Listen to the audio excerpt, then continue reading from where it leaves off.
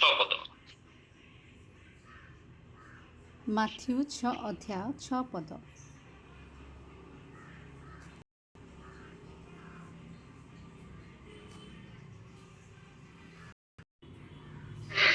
କିନ୍ତୁ ତୁମ୍ଭେ ପ୍ରାର୍ଥନା କରିବା ସମୟରେ ତୁମ୍ଭର ଗୁପ୍ତ କୋଠରୀରେ ପ୍ରବେଶ କର, ପୁଣି ତୁମ୍ଭର ଦ୍ୱାର ବନ୍ଦ କରି ଗୋପନରେ ଥିବା ତୁମ୍ଭ ପିତା ଈଶ୍ୱରଙ୍କ ଛାମୁରେ ପ୍ରାର୍ଥନା କର, ଆଉ ତୁମ୍ଭର ପିତା ଯେ ଗୋପନରେ ଦେଖନ୍ତି ସେ ତୁମ୍ଭକୁ ଫଳ ଦେବେ।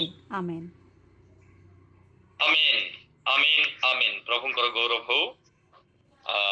ପ୍ରଭୁ ଯୀଶୁ ଖ୍ରୀଷ୍ଟ ଯେତେବେଳେ ଜଗତରେ ଥିଲେ ବିଭିନ୍ନ ଭାବରେ ଆଉ ତାଙ୍କର ଶିକ୍ଷା ଚେତନା ଆଉ ଲୋକମାନଙ୍କୁ ଦେଉଥିଲେ, ଯୋଉମାନେ କି ବିଭିନ୍ନ ଭାବରେ ଏହା ଯୋଉ ପାର୍ବତ୍ୟ ଉପଦେଶ ମାଥ୍ୟୁ ପୁସ୍ତକ ତାର ଆମେ ପଢିଲୁ 6 ଅଧ୍ୟାୟର 6 ପଦ, ଏହା ପାର୍ବତ୍ୟ ଉପଦେଶ ଯୀଶୁ ଖ୍ରୀଷ୍ଟ ତାଙ୍କର ପାର୍ବତ୍ୟ ଉପଦେଶକୁ ଯେତେବେଳେ ସେବା କାର୍ଯ୍ୟକୁ ଆରମ୍ଭ କଲେ, ଗୋଟେ ପାହାଡରେ ପର୍ବତରେ ଆଉ ବସିକି ସେ ଆଉ ଶିକ୍ଷା ଯାହା ଯାହା ଦେଇଥିଲେ ତାକୁ ମାଥ୍ୟୁ 3, 4 ବା 5, 6, 7 ପଦ, 5, 6 ଏବଂ 7 ପଦକୁ ପାର୍ବତ୍ୟ ଉପଦେଶ ବୋଲି କୁହାଯାଏ।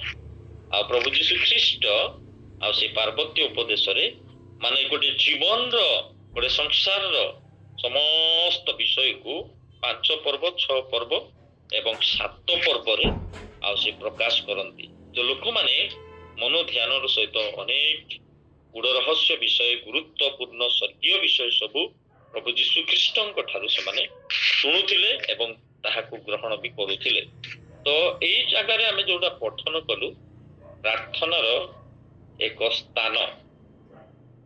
ଏକ ପ୍ରାର୍ଥନାର ସ୍ଥାନକୁ ସେ ପ୍ରଭୁ ଯୀଶୁ କହୁଛନ୍ତି ଯେ ତୁମେ ପ୍ରାର୍ଥନା କରିବା ସମୟରେ ତୁମେ ଗୁପ୍ତ କୋଠରୀରେ ପ୍ରବେଶ କର, ଆଉ ଗୁପ୍ତରେ ଯୋଉ ପିତା ତୁମକୁ ଦେଖନ୍ତି ସେ ତୁମକୁ ଫଳ ଦେବେ।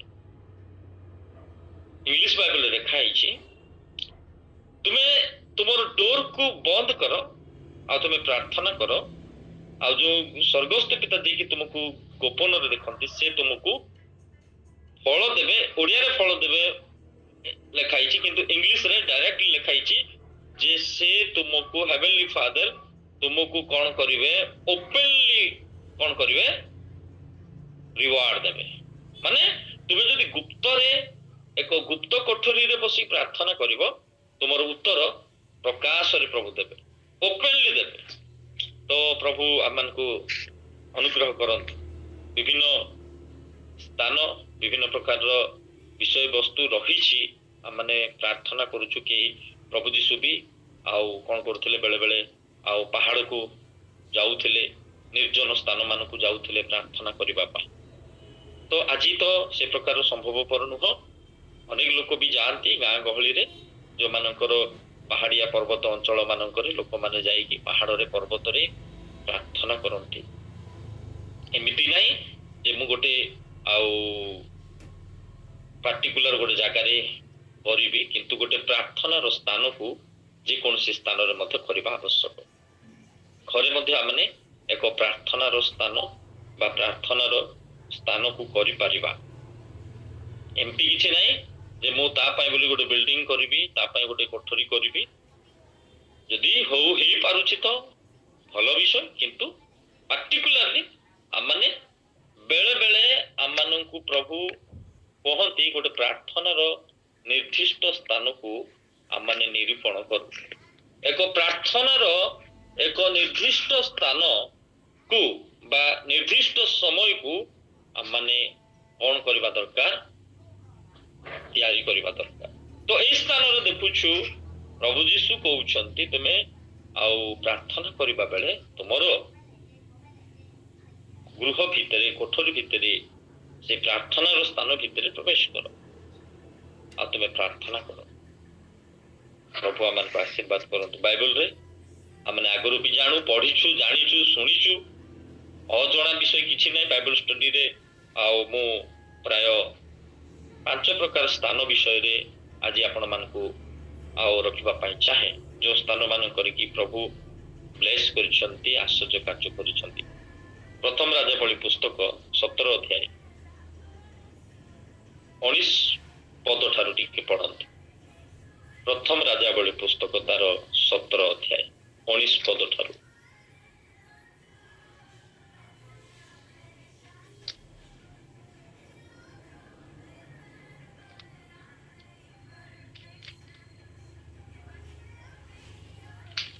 ହାଲେଲୁୟା, ପ୍ରେଜ୍ ଦ ଲର୍ଡ। ପ୍ରଥମ ରାଜାବଳୀ 19 ପର୍ବ 17 ପ୍ରଥମ ରାଜାବଳୀ 17 ଅଧ୍ୟାୟ 19 ପଦ ଠାରୁ ପଢନ୍ତୁ। ତହୁ ଏଲିୟ ତାହାକୁ କହିଲେ, ମତେ ତୁମ୍ଭ ପୁତ୍ରକୁ ଦିଅ। ତହିଁରେ ସେ ତାହା କଳକୁ ବାଳକକୁ ନେଇ ଆପଣା ରହିବା ଉପର କୋଠରୀକୁ ଘେନି ଯାଇ ଆପଣା ଶଯ୍ୟାରେ ତାହାକୁ ଶୋଇଲେ।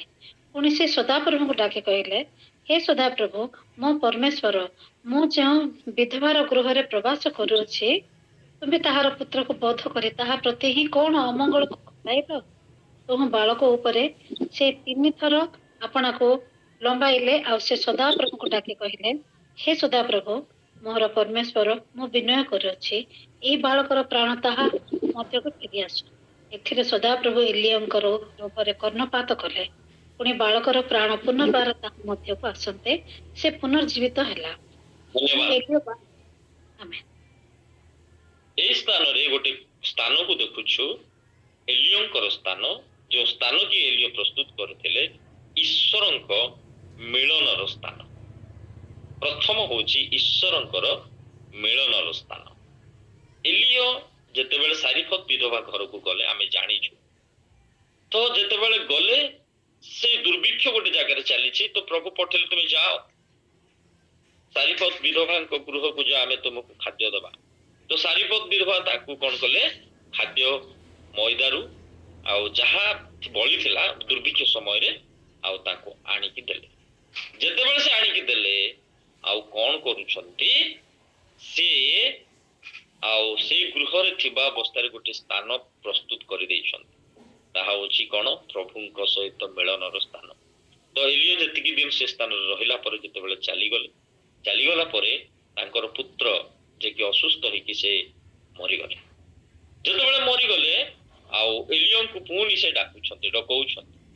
ଯେତେବେଳେ ସେ ଡକଉଛନ୍ତି, ଆଉ 19 ପଦରେ ଯେମିତି ପଢିଲୁ, ତହୁ ଏଲିୟ ତାହାକୁ କହିଲେ, ମତେ ତୁମ୍ଭ ପୁତ୍ରକୁ ଦିଅ। ତହିଁରେ ସେ ତାହା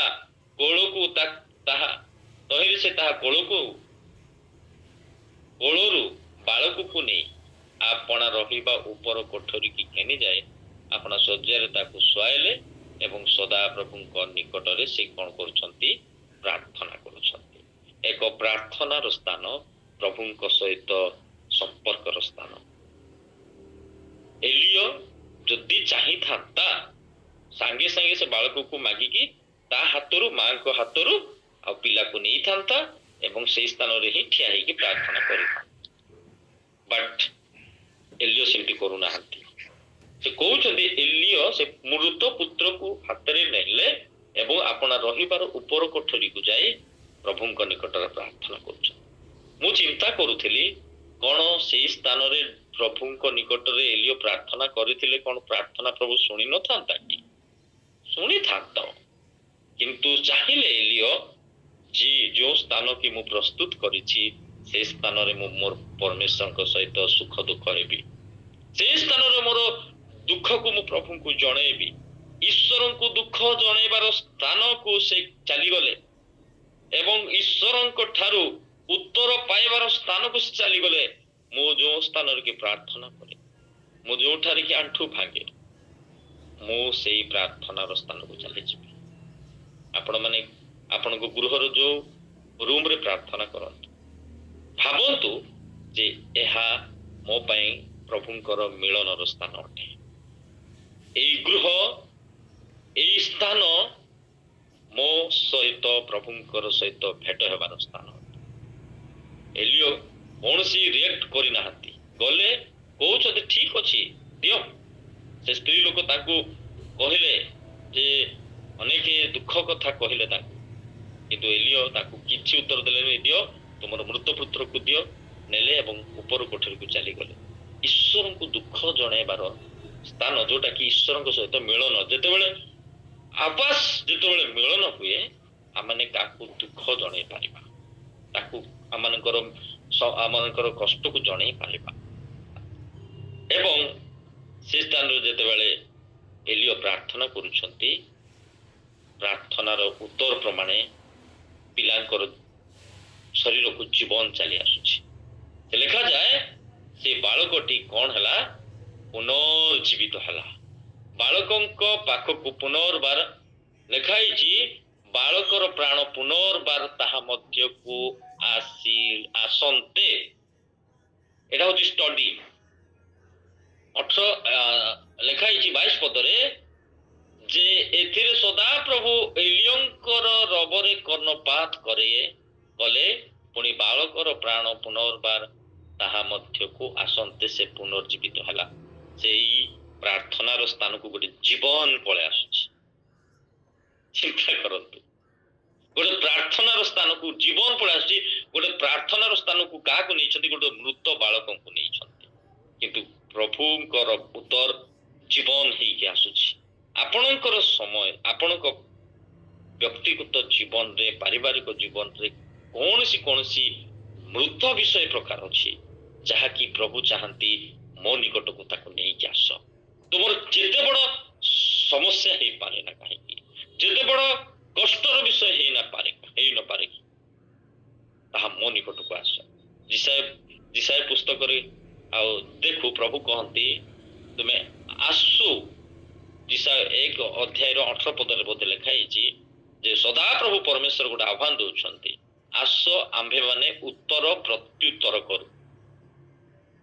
ତୁମର ପାପ ସିନ୍ଦୁର ବର୍ଣ୍ଣ ପରି ହେଲେ ହେଁ ଆମେ ତାହାକୁ ଶୁକ୍ଳ ବର୍ଣ୍ଣ ହିମ ପରି କରିବା। ଅନେକ ବିଷୟ ଲେଖାଯାଏ। ପ୍ରଭୁ କହୁଛନ୍ତି ଆସ, ଗୋଟେ ସ୍ଥାନକୁ ଆସ, ଗୋଟେ ସ୍ଥାନକୁ ଫିକ୍ସ କର। ସେଇ ସ୍ଥାନରେ ତୁମର ମୋର ଦେଖା ସାକ୍ଷାତ, ତୁମର ସବୁ ଦୁଃଖ, ସବୁ କଷ୍ଟ, ତୁମର ସବୁ ବିଷୟକୁ ମୁଁ ଶୁଣିବା ପାଇଁ ଏବଂ ତୁମର ସମସ୍ତ ସମସ୍ୟାର ସମାଧାନ କରିବା ପାଇଁ ମୋ ପାଖରେ ଶକ୍ତି ଅଛି। ଏଲିଓ ଭଲରେ ଜାଣିଥିଲେ, ସେଥିପାଇଁ କହିଲେ ନା, ଏଠି ଏ ସ୍ତ୍ରୀଙ୍କ ସହିତ ମୋର ବାତଚିତ କିମ୍ବା ଏ ସ୍ତ୍ରୀଙ୍କ ସହିତ ଯୁକ୍ତିତର୍କ ହେଲେ କିଛି ଲାଭ ନାହିଁ। ନେଇଗଲେ ମୃତ ପିଲାକୁ ଏବଂ ପ୍ରାର୍ଥନା କଲେ, ସେଇ ଜୀବନ ଚାଲି ଆସିଲା। ଯେତେବେଳେ ଜୀବନ ଚାଲି ଆସିଲା, ଏଲିଓ କଣ କଲେ, ଆସିକି ତାଙ୍କୁ ଦେଖାଉଛନ୍ତି, ନିଅ ତୁମର ପୁତ୍ର ଜୀବିତ ହେଲା। ଏକ ଆନନ୍ଦ ଆସିବାର ସ୍ଥାନ, ଏକ ଉତ୍ତର ଆସିବାର ସ୍ଥାନ, ଏକ ଜୀବନ ଆସିବାର ସ୍ଥାନ ଏବଂ ଆନନ୍ଦ ଆସିବାର ସ୍ଥାନ। ସେ ସ୍ତ୍ରୀ ଲୋକ କାନ୍ଦୁଛନ୍ତି ନିଜର ପୁତ୍ରଙ୍କୁ ହରେଇକି। ଯେତେବେଳେ ସେ ଦେଖୁଛନ୍ତି ଯେ ଏଲିଓ ତାହାକୁ, ଦେଖ ତୁମ୍ଭର ପୁତ୍ର ଜୀବିତ ହେଲା। 23 ପଦରେ ସେ କହୁଛନ୍ତି, 23-24 ପଦରେ 23ରେ କହିଲେ, ତୁମର ପୁତ୍ର ଦେଖ ଜୀବିତ ହେଲା, ନିଅ। ଯୋଉଟା ମରି ଯାଇଥିଲା ଏଲିଓ ନେଲେ ତାକୁ ଜୀବନ କରିକି ନେଇକି ପଳେଇ ଆସିଲେ। ଗୋଟେ ସ୍ଥାନ, ଏ ପ୍ରକାର ସ୍ଥାନକୁ ଆମେ ଷ୍ଟ୍ରଙ୍ଗ କରୁ ପ୍ରାର୍ଥନାର ଜୀବନକୁ।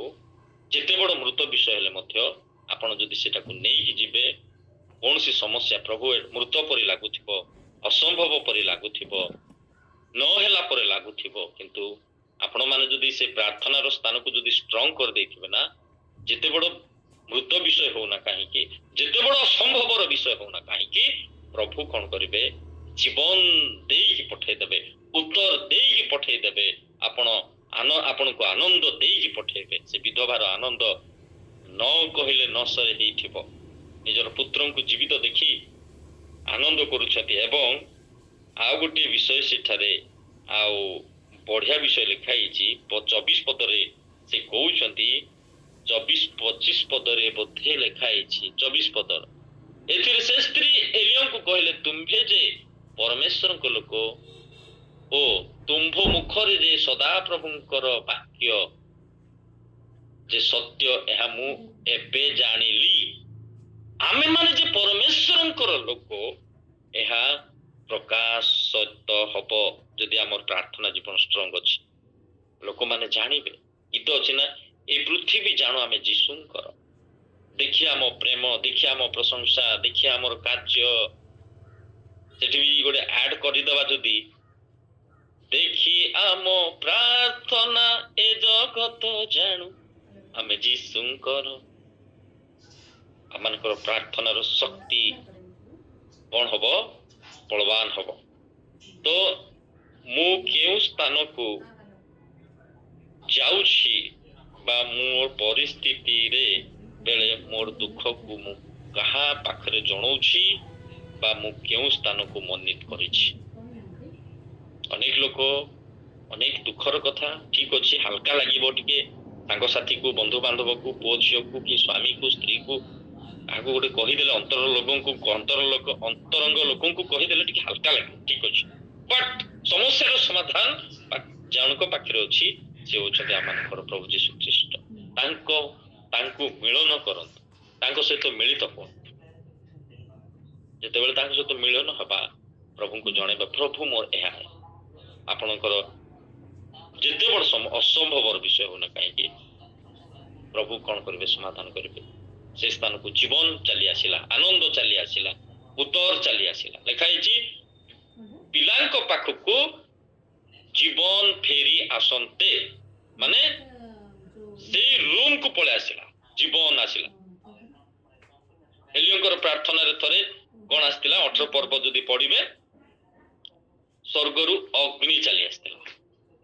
ଏଲିୟଙ୍କର ପ୍ରାର୍ଥନାରେ ଜୀବନ ଚାଲି ଆସିଲା। ମୋର ପ୍ରିୟ ପ୍ରଭୁଙ୍କ ଲୋକମାନେ, ଆପଣ ମାନଙ୍କର ପ୍ରାର୍ଥନାର ଉତ୍ତର ମଧ୍ୟ ପ୍ରଭୁ ଦେବା ପାଇଁ ଚାହାନ୍ତି।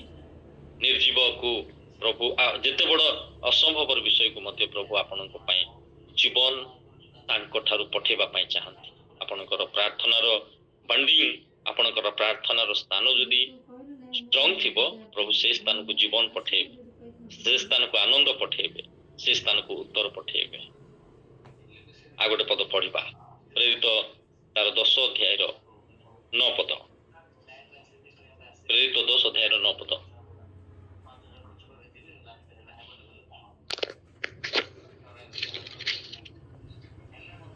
ପରଦିନ ସେମାନେ ଯାଉ ଯାଉ ସେହି ନଗର ନିକଟବର୍ତ୍ତୀ, ସେତେବେଳେ ପିତର ପ୍ରାୟ 12 ଘଣ୍ଟା ସମୟରେ ପ୍ରାର୍ଥନା କରିବା ନିମନ୍ତେ ଛାତ।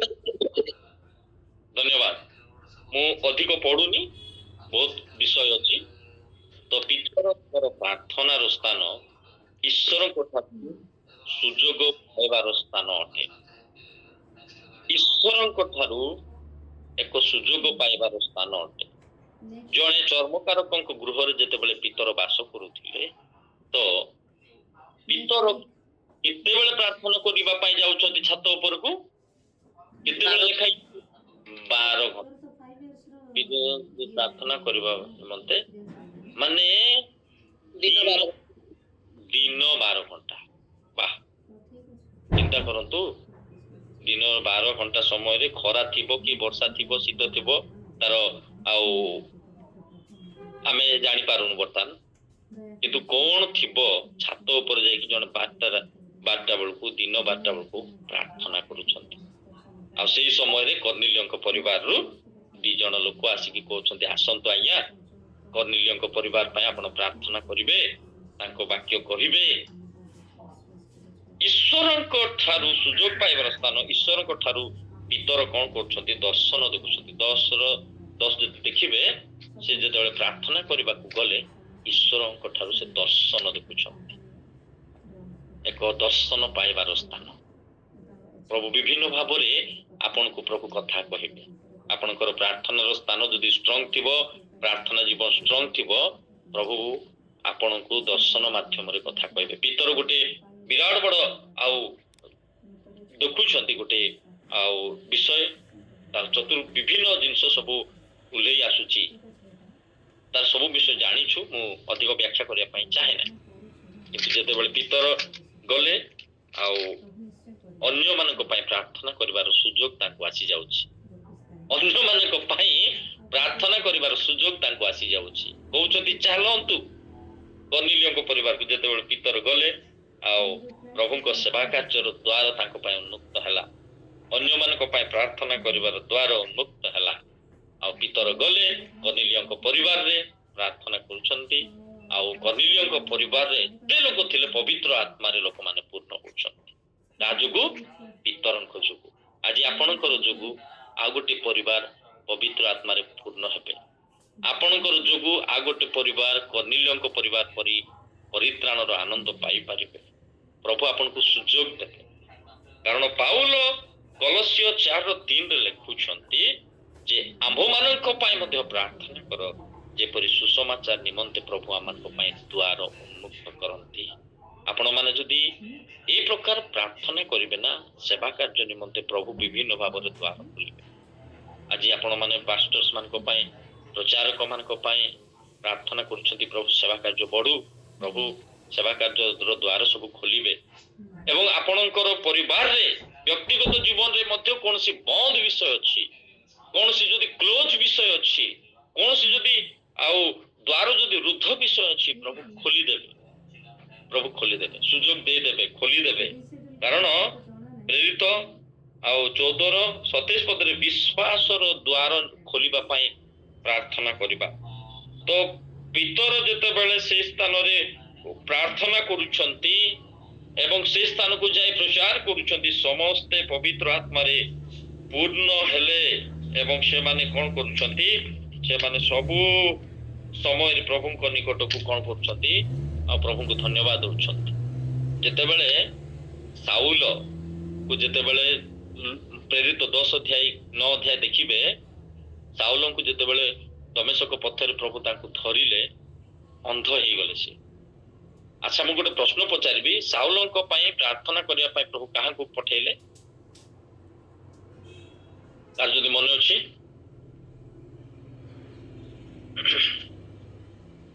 ହନାନିୟ ବୋଲି। ଧନ୍ୟବାଦ। ହନାନିୟଙ୍କୁ ପ୍ରଭୁ କଣ କରୁଛନ୍ତି, ପଠାଉଛନ୍ତି। ହନାନିୟ ଗୋଟେ ଘରେ ବସିଛନ୍ତି, ସେ ବି ପ୍ରାର୍ଥନାଶୀଳ ଥିଲେ, ଘରେ ବସିଛନ୍ତି। ପ୍ରଭୁ ଗଲେ, ହଠାତ୍ ଗଲେ, ଯାଅ ହନାନିୟ, କାହିଁ ବସିଛ, ଉଠ, ସାଉଲଙ୍କ ପାଇଁ ଯାଇକି ପ୍ରାର୍ଥନା କର। ହନାନିୟ ଚୁପଚାପ ବସିଥିଲେ। ମୋର ପ୍ରିୟ ପ୍ରଭୁଙ୍କ ଲୋକମାନେ, ଯେତେବେଳେ ହନାନିୟ ଗଲେ ସାଉଲଙ୍କ ପାଇଁ ପ୍ରାର୍ଥନା କଲେ, ସାଉଲଙ୍କର ଆଉ ଯୋଉ ଆଖିରୁ ଆଉ କଣ କାତି ପରେ ବାହାରି ପଡିଲା, ଆଉ ସାଉଲ ପାଉଲ ଭାବରେ ପରିଚିତ ହେଲେ, ଦେଖିପାରିଲେ। ଆଜି ମଧ୍ୟ ଆପଣଙ୍କୁ ପ୍ରଭୁ ସୁଯୋଗ ଦେବା ପାଇଁ ଚାହାନ୍ତି, ଅନ୍ୟମାନଙ୍କର ପ୍ରାର୍ଥନା, ଅନ୍ୟମାନଙ୍କ ପାଇଁ ପ୍ରାର୍ଥନା କରିବା ପାଇଁ, ଅନ୍ୟମାନଙ୍କ ନିକଟରେ ସୁସମାଚାର ପ୍ରଚାର କରିବା ପାଇଁ, ଅନ୍ୟମାନଙ୍କୁ ପ୍ରଭୁଙ୍କ ବିଷୟରେ କହିବା ପାଇଁ, ଅନ୍ୟମାନଙ୍କ ପାଇଁ ପ୍ରାର୍ଥନା କଲେ ସେମାନଙ୍କର ଚକ୍ଷୁ ଆଉ ଉନ୍ମୁକ୍ତ ହେବା ପାଇଁ। ତେଣୁ ମୋର ପ୍ରିୟ ପ୍ରଭୁଙ୍କ ଲୋକମାନେ, ଯଦି ଆମେ ଆଉ ଯେତେବେଳେ ଦେଖୁ 2 ସାମୁଏଲ 9:1 ଲେଖା ହେଇଛି, ଯେତେବେଳେ ଦାଉଦ ରାଜା ହେଲେ, ଆଉ ବିରାଟ ବଡ ରାଜା, ଧନ ସମ୍ପତ୍ତି, ସାଉଲଙ୍କର ବଂଶଧର ସମସ୍ତେ ମରିଗଲା ପରେ ଜନାଥନଙ୍କ ସହିତ ତାଙ୍କର ସମ୍ପର୍କ ଭଲ ଥିଲା, ସାଉଲଙ୍କର ପୁତ୍ର ଜନାଥନଙ୍କ ସହିତ। ତ ଯେତେବେଳେ ଦାଉଦ ରାଜା ହେଲେ, ତ ସିଂହାସନରେ ବସିଲା ପରେ ସେ ଗୋଟେ କଥା କହୁଛନ୍ତି, 2 ସାମୁଏଲ ପୁସ୍ତକରେ ଲେଖା ହେଇଛି 9:1 ଆଉ ସେ କହୁଛନ୍ତି ତାଙ୍କର ପ୍ରଜାମାନଙ୍କୁ, ମୁଁ ସାଉଲଙ୍କର ବଂଶରୁ କାହାକୁ ଯଦି ମୁଁ ଟିକେ ଦୟା କରିଏ, ସେ ବ୍ୟକ୍ତି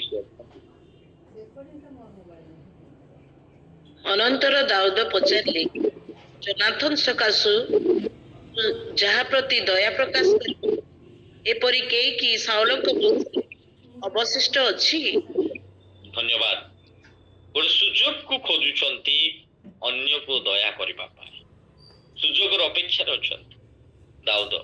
ମୁଁ କାହାକୁ ଟିକେ ଦୟା କରିପାରିବି କି ସାଉଲଙ୍କ ସକାଶୁ, ଜନାଥନଙ୍କ ସକାଶୁ, ସାଉଲ ବଂଶରେ କିଏ ଅଛନ୍ତି କି? ଆଉ ଜଣେ ଥିଲେ ମଫିବସତ, ଜନାଥନଙ୍କର ପୁତ୍ର, ତାଙ୍କୁ ଡକେଇଲେ ଏବଂ ତାଙ୍କୁ କଣ କରୁଛନ୍ତି, ପରବର୍ତ୍ତୀ ମୁହୂର୍ତ୍ତରେ ଆଉ ତାକୁ ଘରକୁ ଡାକିଲେ। ଅନ୍ୟାନ୍ୟ ବିଷୟ ଅଛି, କିନ୍ତୁ ସେ ଭିତରକୁ ଆମେ ଯିବା ନାହିଁ। କିନ୍ତୁ ଗୋଟେ ଦାଉଦ ରାଜା ସୁଯୋଗକୁ ଖୋଜୁଛନ୍ତି, ମୁଁ କାହାକୁ ଦୟା କରିପାରିବି କି, କାହା ପାଇଁ ପ୍ରାର୍ଥନା କରିବି, କାହାକୁ ଦାନ ଦେବି, ସେବା କାର୍ଯ୍ୟ ପାଇଁ, ପ୍ରଭୁଙ୍କର ଲୋକମାନଙ୍କ ପାଇଁ ପ୍ରାର୍ଥନା କରିବି। ଏହା ପ୍ରଭୁ ସୁଯୋଗ ଦିଅନ୍ତି। ଆପଣମାନଙ୍କର ପ୍ରାର୍ଥନା ଯୋଗୁଁ ଅନେକ ଲୋକଙ୍କର ଅନ୍ଧର ଜୀବନ ଖୋଲିଦେବ, ଅନେକ ଲୋକଙ୍କର ଅବିଶ୍ୱାସ ଜୀବନ ବିଶ୍ୱାସରେ ପରିଣତ ହବ। ତେଣୁ ପ୍ରଭୁ ଆମମାନଙ୍କୁ ଆଶୀର୍ବାଦ କରନ୍ତୁ। ଏ ପ୍ରକାର ସ୍ଥାନକୁ ଆମେ ଯେତେବେଳେ ପ୍ରସ୍ତୁତ କରିବା, ପ୍ରଭୁ ସୁଯୋଗ ଦେବେ। ପିତର ଜାଣିନଥିଲେ ଯେ ମୁଁ କର୍ଣ୍ଣିଲିୟଙ୍କ ଘରକୁ ଯିବି, ତାଙ୍କ ପାଇଁ ପ୍ରାର୍ଥନା କରିବି, ସେଠିକି ଏତେ ଲୋକ ଥିବେ, ପବିତ୍ର ଆତ୍ମାରେ ପୂର୍ଣ୍ଣ ହେବେ, ପ୍ରଭୁ ସୁଯୋଗ ଦେବେ, ଆପଣଙ୍କ ପାଇଁ ଦ୍ୱାର ଖୋଲିବେ। ପ୍ରଭୁ ସେବା କାର୍ଯ୍ୟର ଦ୍ୱାର, ବିଭିନ୍ନ ପ୍ରକାରର ଆତ୍ମିକ, ଶାରୀରିକ, ଆର୍ଥିକ, ଚାକିରୀ କ୍ଷେତ୍ରରେ, ପିଲାମାନଙ୍କର ପାଠ ପଢାରେ, କିମ୍ବା ଆପଣଙ୍କର ପରିବାରରେ ଯଦି କୌଣସି ବିଷୟ ଯଦି ସୁଯୋଗରୁ ବଞ୍ଚିତ, ପ୍ରଭୁ ଆପଣଙ୍କ ପାଇଁ ଦ୍ୱାର ଖୋଲିବା ପାଇଁ ଚାହାନ୍ତି। ପ୍ରଭୁ ଆପଣଙ୍କ ପାଇଁ ଦ୍ୱାର ଉନ୍ମୁକ୍ତ କରିବା ପାଇଁ ଚାହାନ୍ତି। କେତେବେଳେ? ସେଇ ପ୍ରାର୍ଥନାର ସ୍ଥାନକୁ ଯଦି ଆପଣ ଠିକ ରଖିଥିବେ, ପ୍ରଭୁ ଅଟୋମେଟିକଲି ସେ ପ୍ରାର୍ଥନାର ସ୍ଥାନକୁ ହିଁ ସୁଯୋଗ ପଳେଇ ଆସିବ। ପିତର ସେଠି ବସିଛନ୍ତି, ତାଙ୍କୁ ଆସିଲେ, ଡାକିଲେ ଏବଂ ତାକୁ ଡାକିକି ନେଲେ। ଆମେ ଜଲ୍ଦି ଯିବା। ଦାନିଏଲ ବହୁତ ସୁନ୍ଦର କଥା। ଦାନିଏଲ 6 ଅଧ୍ୟାୟର 10 ପଦ ପଢିବା। ସମସ୍ତେ ଜାଣୁ ଦାନିଏଲଙ୍କର ଆଉ ସମୟରେ କଣ ହେଇଥିଲା, ତଥାପି ଆମେ ଟିକେ ପଢିଦବା। ଦାନିଏଲ 6 ଅଧ୍ୟାୟର 10 ପଦ।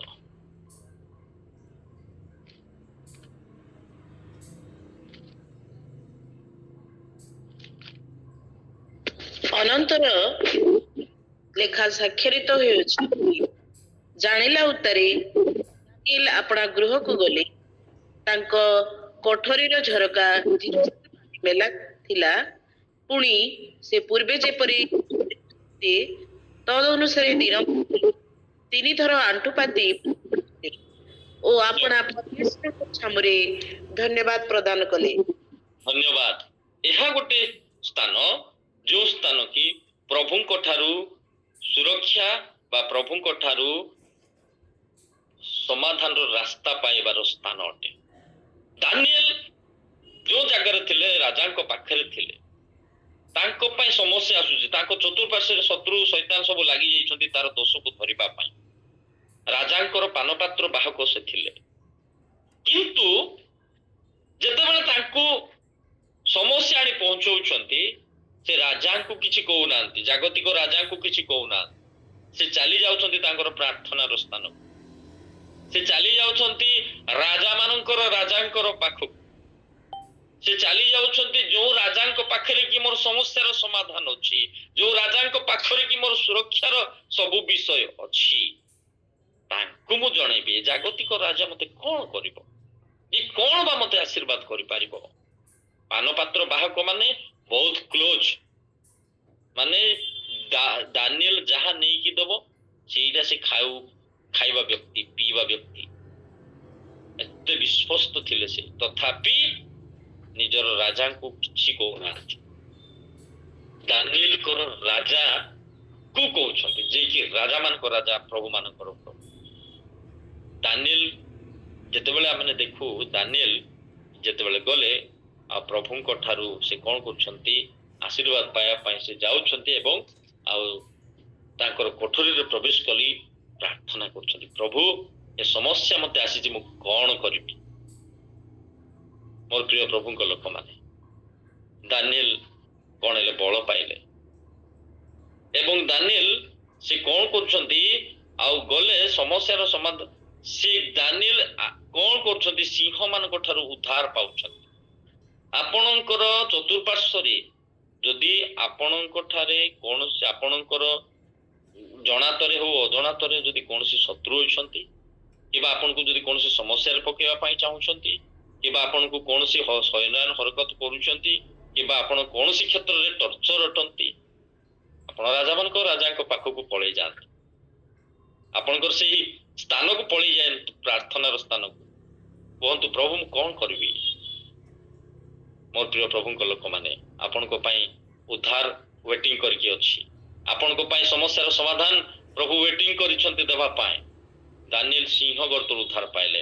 ଆପଣମାନେ ଏବଂ ମୁଁ ବିଭିନ୍ନ ସମସ୍ୟାରୁ ଉଦ୍ଧାର ପାଇବା। ବର୍ତ୍ତମାନ ଜଗତରେ ବି ଦେଖୁ ବିଭିନ୍ନ ପ୍ରକାର ଯୋଉ ରାଜନୀତିଜ୍ଞ ଦଳ ମାନେ ବିଭିନ୍ନ ପ୍ରକାର ସମସ୍ୟା ଆଣୁଛନ୍ତି।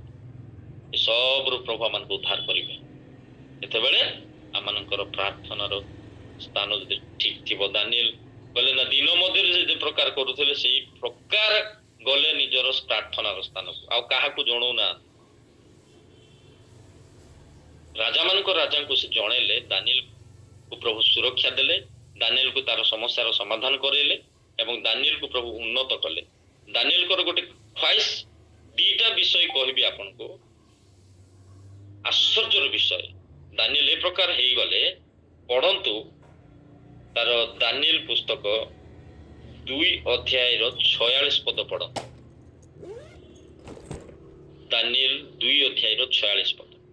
ସେତେବେଳେ ରାଜା ମାଡ଼ି ପଡ଼ି ଦାନିଏଲକୁ ପ୍ରଣାମ କଲା ଓ ଲୋକମାନେ ଯେପରି ତାଙ୍କ ନୈବେଦ୍ୟ ଓ ସୁଗନ୍ଧ ଉତ୍ସର୍ଗ କରିବେ ଆଜ୍ଞା କଲା। ଧନ୍ୟବାଦ। ଦାନିଏଲକୁ କିଏ ପ୍ରଣାମ କରୁଛନ୍ତି? ରାଜା। ଆଶ୍ଚର୍ଯ୍ୟ ବିଷୟ ନୁହଁ? ମୁଁ ତ ପଢିଲା ବେଳକୁ ମତେ ମୋର ଦେହ ପୁରା ଶୀତେଇକି ଉଠିଲା। ଗୋଟେ ରାଜା ଦାନିଏଲକୁ ପ୍ରଣାମ କରୁଛନ୍ତି। ମୋର ପ୍ରିୟ ପ୍ରଭୁଙ୍କ ଲୋକମାନେ, କାହିଁକି ନା ଦାନିଏଲ ରାଜାମାନଙ୍କର ରାଜାଙ୍କ ଠାରେ ପ୍ରାର୍ଥନା କରୁଥିଲେ। ରାଜାମାନଙ୍କର ରାଜାଙ୍କ ଠାରେ ସମସ୍ୟାର ସମାଧାନ ପାଇବା ପାଇଁ ଯାଉଥିଲେ। ରାଜାମାନଙ୍କର ରାଜାଙ୍କର ସେବା ଉପାସନା କରୁଥିଲେ। ରାଜାମାନଙ୍କର ରାଜାଙ୍କ ପାଖରେ ବିଶ୍ୱସ୍ତତାର ଅନୁଗାମୀ ହେଇଥିଲେ। ସେଥିପାଇଁ ଜଗତର ରାଜା ତାଙ୍କୁ ପ୍ରଣାମ କରୁଛନ୍ତି। ଆଶ୍ଚର୍ଯ୍ୟର ବିଷୟ, ଆଜି ମଧ୍ୟ ଅନେକ ଲୋକ ରାଷ୍ଟ୍ରପତି, ଉପରାଷ୍ଟ୍ରପତି କିମ୍ବା ଆଉ କଣ କଣ ଜଗତରେ ଅଛନ୍ତି, ସମସ୍ତେ ଦରକାର ପଡିଲେ ପ୍ରଭୁ ଏମିତି କରିବେ, ସମସ୍ତେ ଆପଣ ମାନଙ୍କର ଚରଣକୁ ପଳେଇ ଆସିବେ। ଗୋଟେ ଖ୍ରୀଷ୍ଟିଆନ ଲୋକମାନଙ୍କର ଚରଣକୁ ପଳେଇ ଆସିବେ, ସମସ୍ତେ ମୁହଁ ମାଡ଼ିଦେବେ। ମୋର ପ୍ରିୟ ପ୍ରଭୁଙ୍କ ଲୋକମାନେ, ଏବଂ ଆଉ ଗୋଟେ ଖାସିଆତ କହିବି ଦାନିଏଲଙ୍କ ବିଷୟରେ। 9 ଅଧ୍ୟାୟର 23 ପଦ ପଢନ୍ତୁ।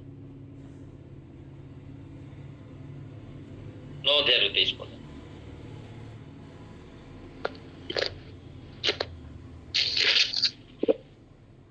ତୁମର ବିନତିର ଆରମ୍ଭ ଆଜ୍ଞା ନିର୍ଗତ ହେଲା, ଆଉ ତୁମକୁ ଜଣାଇବା ପାଇଁ ମୁଁ ଆସିଅଛି, କାରଣ ତୁମେ ପ୍ରିୟ ପାତ୍ର। ଏଥିପାଇଁ ଏ ବିଷୟରେ ଓ ଦର୍ଶନ ବୁଝ। ତୁମ୍ଭର ବିନତିର ଆରମ୍ଭରେ କଣ ହେଲା?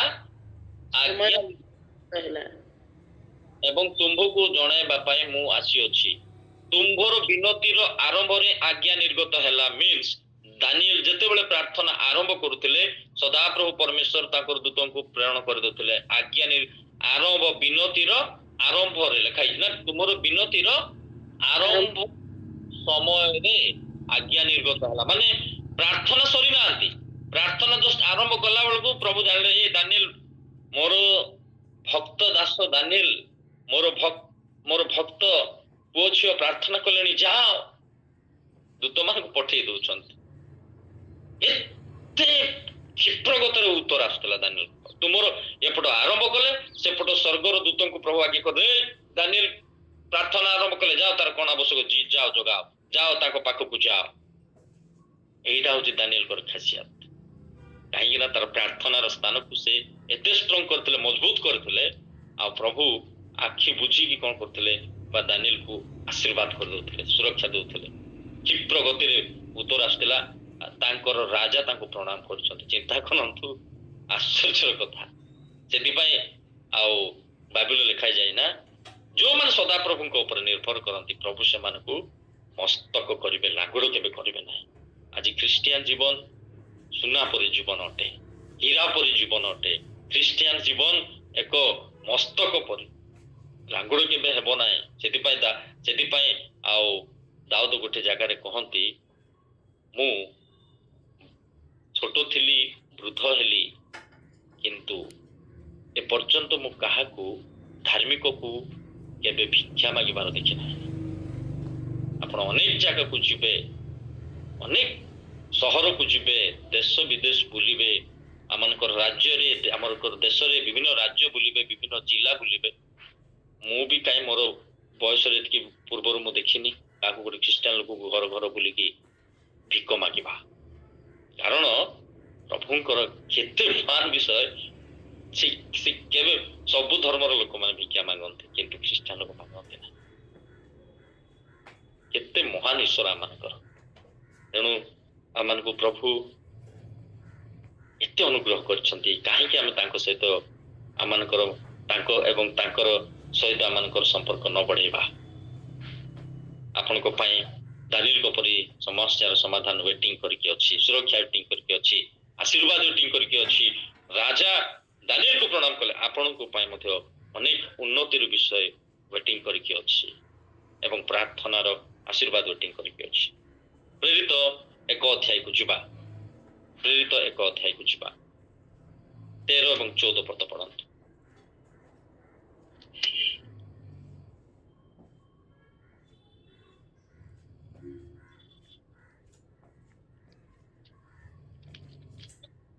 ସେମାନେ ଅର୍ଥାତ୍ ପିତର, ଯୋହନ, ଯାକୁବ, ଆନ୍ଦ୍ରିୟ, ଫିଲିପ, ଥୋମା, ବାର୍ଥୋଲୋମେ, ମାର୍ଥିୟ, ଆଲଫିଙ୍କ ପୁତ୍ର ଯାକୁବ, ଉଚ୍ଚଗୀ ସିମୋନ ଓ ଯାକୁବଙ୍କ ପୁତ୍ର ଯିହୁଦା ନଗରରେ ପ୍ରବେଶ କରି ଯେଉଁ ଉପର କୋଠରୀରେ ସେମାନେ ବାସ କରୁଥିଲେ ସେଠାକୁ ଗଲେ। ସେମାନେ ସମସ୍ତେ ସ୍ତ୍ରୀ ଲୋକମାନଙ୍କ ସହିତ ଏବଂ ଯୀଶୁଙ୍କ ମାତା ମରିୟମ ତାଙ୍କ ଭାଇମାନଙ୍କ ସହିତ ଏକ ମନରେ ପ୍ରାର୍ଥନାରେ ଲାଗି ରହିଲେ। ଆମେନ୍। ଧନ୍ୟବାଦ।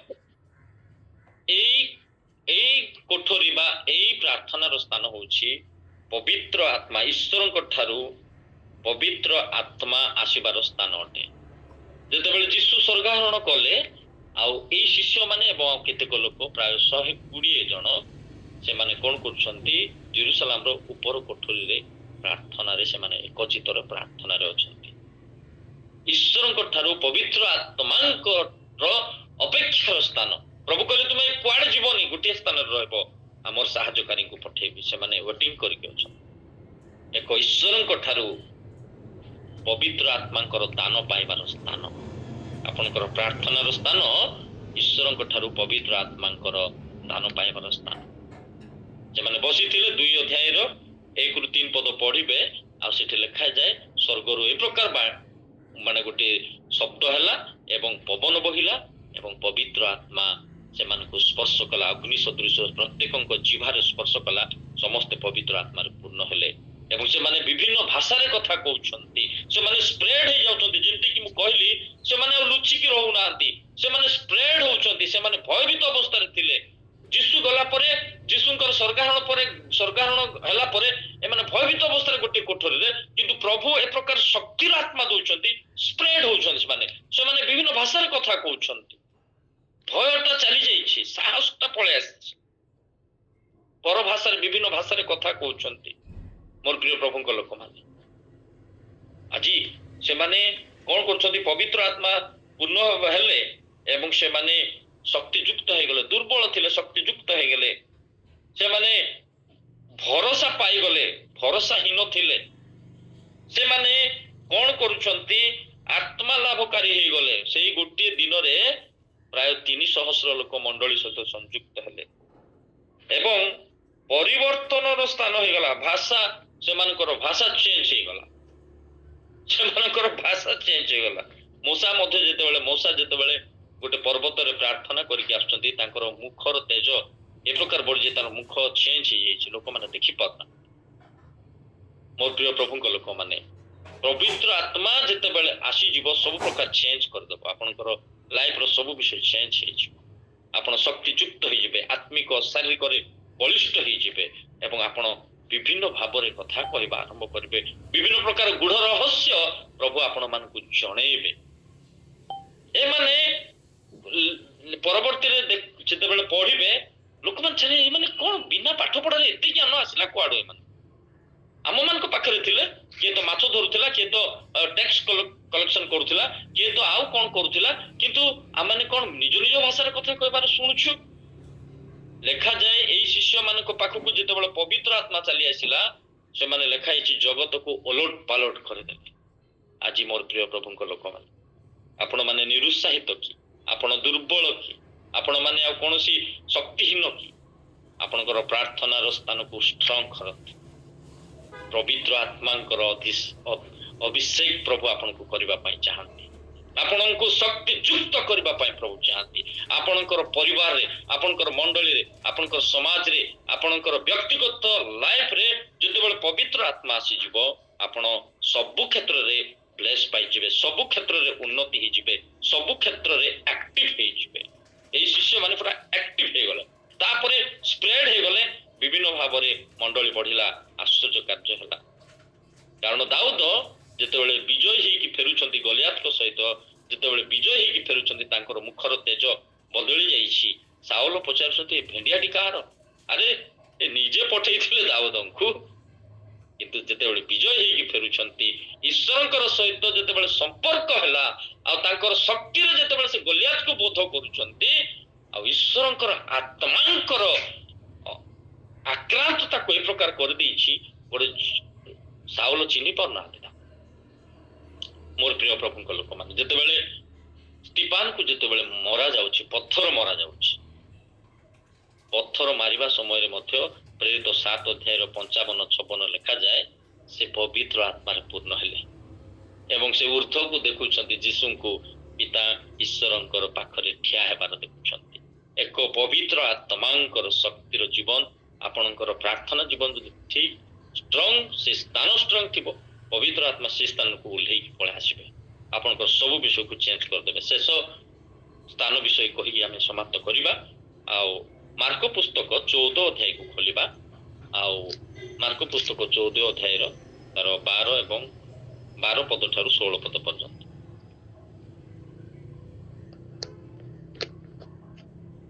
ପରେ ଖମିର ଶୂନ୍ୟ ଗୋଟେ ପର୍ବର ପ୍ରଥମ ଦିନରେ ଯେଉଁଦିନ ନିସ୍ତାର ପର୍ବ ବଳିଦାନ କରାଯାଏ ସେହିଦିନ ତାହାଙ୍କୁ ପଚାରିଲେ ଆମ୍ଭେମାନେ ଯାଇ ସେହି ସ୍ଥାନରେ ଆପଣଙ୍କ ନିମନ୍ତେ ନିସ୍ତାର ପର୍ବର ଭୋଜ ପ୍ରସ୍ତୁତ କରିବୁ ବୋଲି ଆପଣ ଇଚ୍ଛା କରନ୍ତି। ସେଥିରେ ଆପଣା ଶିଷ୍ୟମାନଙ୍କ ମଧ୍ୟରୁ 2 ଜଣଙ୍କୁ ଏହା କହି ପଠାଇଲେ ତୁମ୍ଭେମାନେ ନଗରକୁ ଯାଅ ଆଉ ଜଳକୁମ୍ଭ ଘେନି ଯାଉଥିବା ଜଣେ ଲୋକ ତୁମମାନଙ୍କୁ ଭେଟିବ ତାହାଙ୍କ ପଛେ ପଛେ ଯାଅ। ସେ ଯେଉଁ ଗୃହରେ ପ୍ରବେଶ କରିବ ସେ ଗୃହର କର୍ତ୍ତାଙ୍କୁ ଗୁରୁ ପଚାରୁଅଛନ୍ତି ମୁଁ ମୋର ଶିଷ୍ୟମାନଙ୍କର ସହିତ ଯେଉଁଠାରେ ନିସ୍ତାର ପର୍ବ ଭୋଜ ପାଳନ କରିବି ମୋର ସେଇ ଅତିଥିଶାଳା କାହିଁ? ସେଥିରେ ସେ ତୁମମାନଙ୍କୁ ସୁସଜ୍ଜିତ ଓ ପ୍ରସ୍ତୁତ ଗୋଟିଏ ଉପରିସ୍ଥ ଗୃହ କୋଠରୀ ଦେଖାଇ ଦେବେ। ସେଇ ସ୍ଥାନରେ ଆମମାନଙ୍କ ପାଇଁ ପ୍ରସ୍ତୁତ କର। ତହିଁରେ ଶିଷ୍ୟମାନେ ପ୍ରସ୍ତାବ କରି ନଗରରେ ପ୍ରବେଶ କଲେ। ସେମାନଙ୍କୁ ଯେପରି କହିଥିଲେ ସେପରି ଦେଖି ପର୍ବର ଭୋଜ ପ୍ରସ୍ତୁତ କଲେ। ଧନ୍ୟବାଦ। ଏହା ଗୋଟେ ସ୍ଥାନ ଈଶ୍ୱରଙ୍କ ଠାରେ ନମ୍ର ହେବାର ସ୍ଥାନ।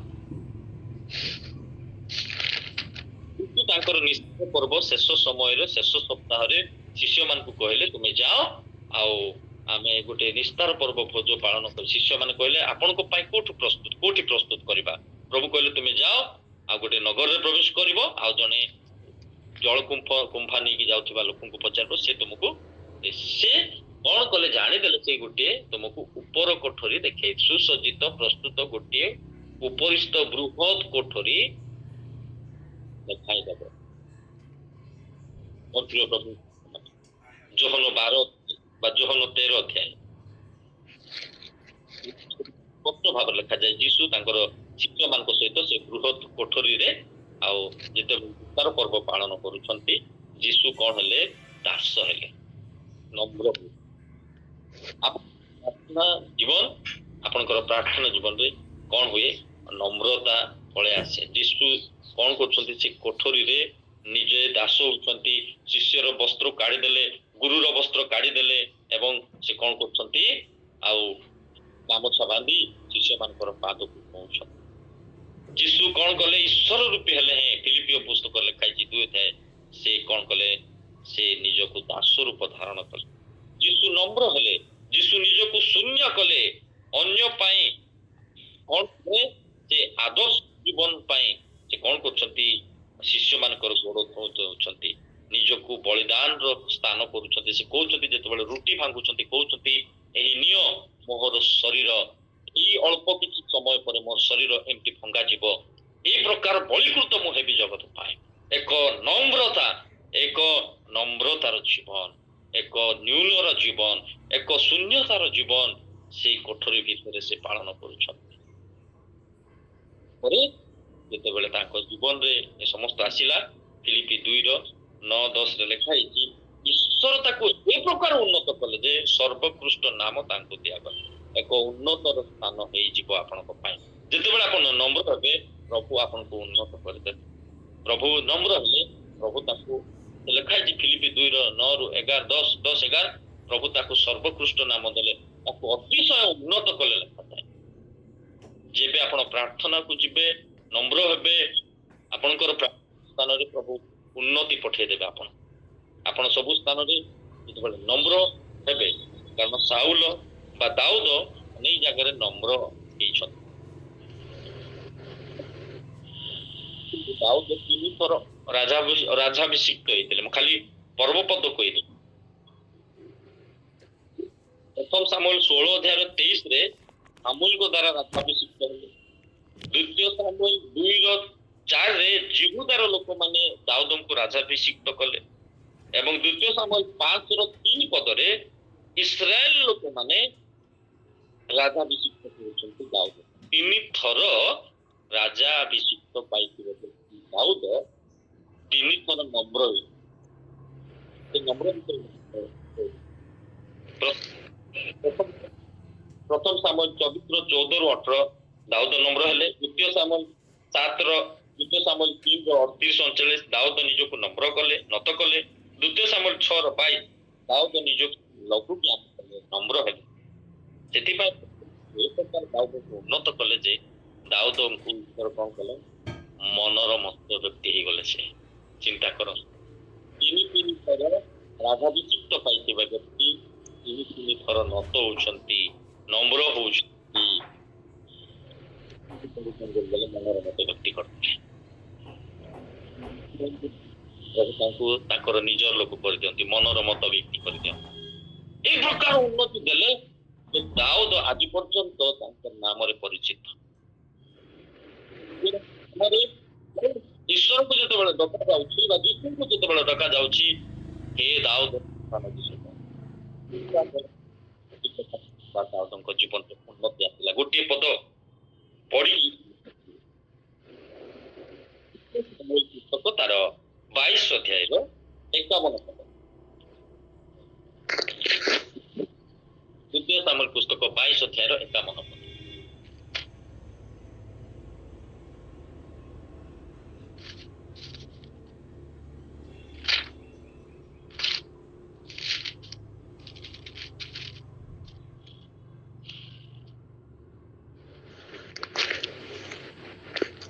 से अपना राजा महापरित्राण प्रदान करथिले। से अपना अभिषिक्त दाऊद और तांकर वंश प्रति अनंत काल दया व्यवहार करथि। धन्यवाद।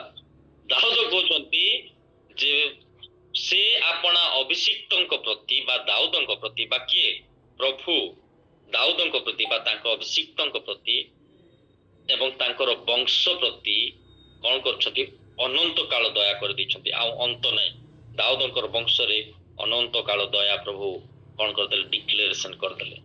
आपण माने से उन्नति से दया से आशीर्वाद पाया पई चाहउछन्ति कि दाऊदଙ୍କ परि एक नम्र हुअन्तु। प्रभु कौन कले निजको नम्र कर देले। से कोठरी भितरे दास होई गले। ओ जदी जदी मते जदी केही जदी मो ऊपर कथाबार्ता करछि ठीक अछि निजको नम्र कर दबा निजको नम्र कर दबा ओ ता कथा हे जाओ बस निजको साइड हेकी रहि जांतु। आपण को प्रभु यथा समय उन्नति देबे। आपण को यथा समय आपनकर चाकरी क्षेत्र हो परिवार रो पिला मानकर चाकरी हो पिला मानकर पाठ पढ़ा हो आपण मानकर इनकम सोर्स हो कि आपनकर सेवा कार्य हो मोर सेवा कार्य हो सब विषय प्रभु उन्नति देबे जेतेबेला हम नम्र हे जाओ। आ से नम्रता कोठी सिखाए हमको शिक्षा पाए से प्रार्थनार स्थान रे।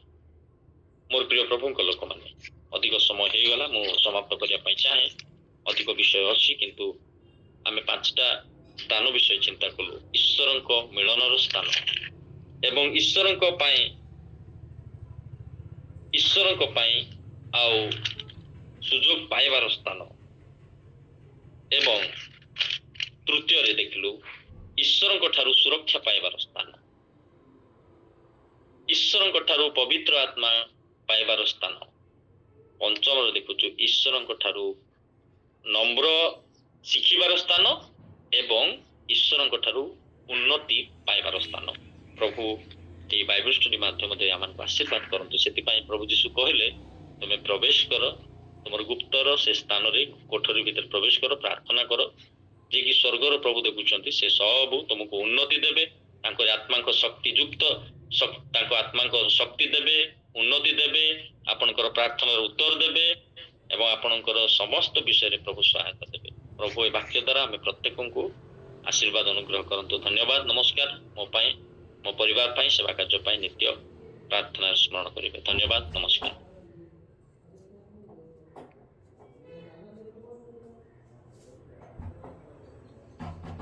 ପ୍ରେଜ୍ ଦ ଲର୍ଡ। କେହି ଚଳଉଥିଲେ କୁସୁମ ଭଉଣୀ? ନାଇଁ ଦିଦି, ମଧୁସ୍ମିତା ଦିଦି କରୁଥିଲେ, ଆପଣ କରନ୍ତୁ ଆସି। ଠିକ ଅଛି। ପ୍ରେଜ୍ ଦ ଲର୍ଡ ସମସ୍ତଙ୍କୁ। ଆସନ୍ତୁ ଆମେ ଏକ